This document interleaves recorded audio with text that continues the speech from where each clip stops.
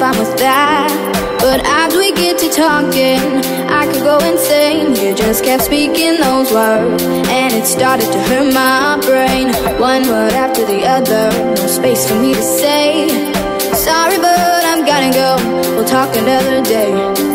Sitting there still trying to smile, but it seems impossible, 'cause honestly I was getting tired of words, don't want them anymore.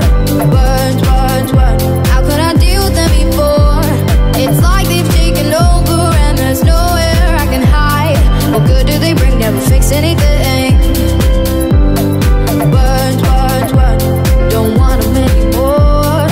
Words, how could I deal with them before? It's like they've taken over and there's nowhere I can hide. What good do they bring? Never fix anything.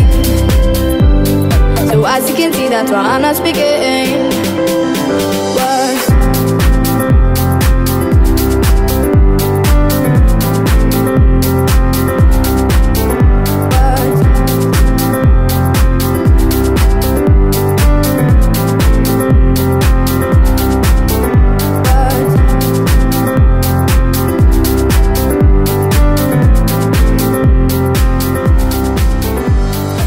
Everywhere I go, words are coming at me.